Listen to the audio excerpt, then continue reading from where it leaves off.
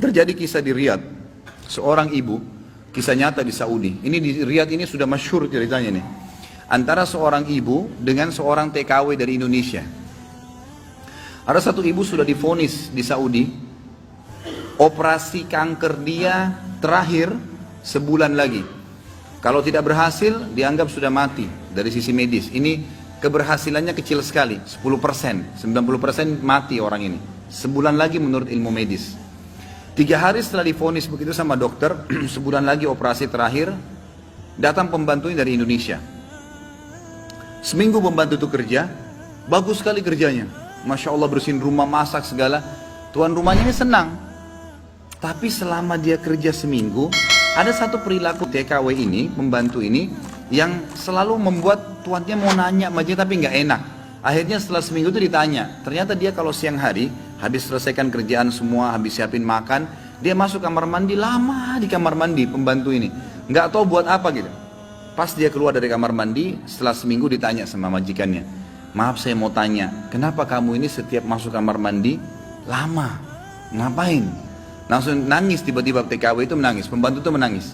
Dia tanya kenapa kamu nangis? Dia bilang ceritanya begini sebenarnya.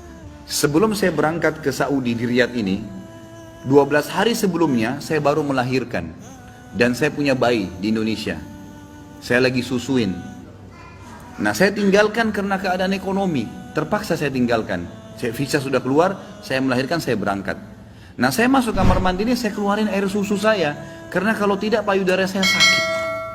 Coba, kalau antum dengar keluhan seperti ini dari pegawai, dari staf, dari orang, apa yang antum lakukan? Perhatikan perilakunya muslimah ini, ya. Majikannya buat apa? Ini ternyata menjadi penyebab penyakitnya hilang. Apa yang dia buat? Dia bilang baiklah. Sambil dia nangis, dia dengar ceritanya, dia bilang baiklah. Dia masuk gajinya itu 800 real per bulan. Tuannya ini kebetulan punya duit di rumahnya, diambil dikali 24 bulan, 2 tahun. Dikasih pembantunya, ini uang kamu ambil. Besok saya belikan kamu tiket pulang ke Indonesia. Anggap kau sudah kerja 2 tahun. Pembantunya bilang, nggak apa-apa. Dia bilang nggak apa-apa. Anak kau lebih penting daripada saya. Urus anakmu, nggak apa-apa. Terus ada pembantunya, baiklah kalau begitu terima kasih. Kata tuannya, kalau seandainya 2 tahun kemudian habis nyusuin kamu terfikir kembali, ini nomor HP saya, dikasih, pulanglah. Pembantu kita sudah selesai nih, TKW sudah pulang Indonesia. Kita sekarang berhubungan dengan kisah ibu ini. Apa kata dia? Semenjak pembantu itu berangkat, mulai hari itu setiap hari saya menangis. Menangisnya bukan karena sedih penyakit saya merasa terharu, susah menggambarkannya, terharu betul dan bersyukur kepada Allah. Bagaimana Allah membukakan pintu itu buat saya. Saya selalu bersyukur terus sama Allah karena saya terfikir untuk kasih gaji 2 tahun.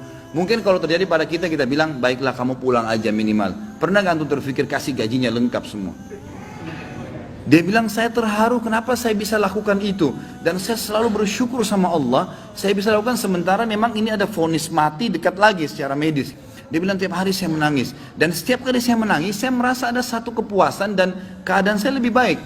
Ringkas cerita, tiba masa operasi, ditelepon rumah sakit, disiapin semuanya alat operasi. Tiba di rumah sakit, dicek sebelum operasi, dokternya duduk setelah cek di kursi lalu bertanya, kamu berobat kemana sebulan ini?